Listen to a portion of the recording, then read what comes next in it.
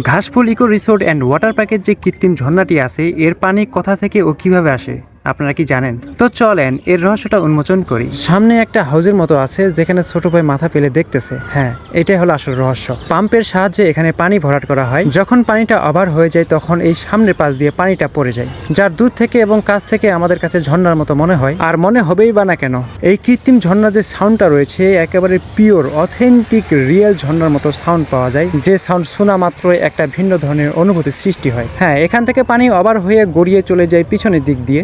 সম্ভবত পানিটা অন্য কোথাও যায় না, সামনে একটা হাউজের মতো দেখা যায়, ওইখান থেকে পানিটা রিসাইকেল করে আবার এখানে তোলা হয় সম্ভবত, এটা আমার পার্সোনাল মনে হচ্ছে। যাই হোক, কিভাবে কি হয় সেটা তাদের ব্যাপার। আমার কথা হচ্ছে ভাই, এখানকার ছবিগুলো যা উঠে পুরাই অস্থির লেভেলের, পুরাই মাখন লেভেলের। যারা যারা এই ঘাসফুল ইকো রিসোর্ট অ্যান্ড ওয়াটার পার্কে গেছেন এবং এই ঝর্ণাতে ছবি তুলছেন, তারা অবশ্যই তাদের তোলা ছবিগুলা এই ভিডিওতে কমেন্ট করবেন। আর এই কৃত্রিম ঝর্ণাটা তো আমার অত্যন্ত ভালো লাগছে। আপনাদের কেমন লাগছে অবশ্যই কমেন্ট করে জানিয়ে দিবেন। আর একটা কথা, ঠাকুরগাঁওয়ের মধ্যে যতগুলো পার্ক আছে আপনার কাছে কোনটা বেস্ট পার্ক মনে হয় অবশ্যই কমেন্ট করে জানিয়ে দিবেন। ভালো থাকেন, সুস্থ থাকেন, আসসালামু আলাইকুম।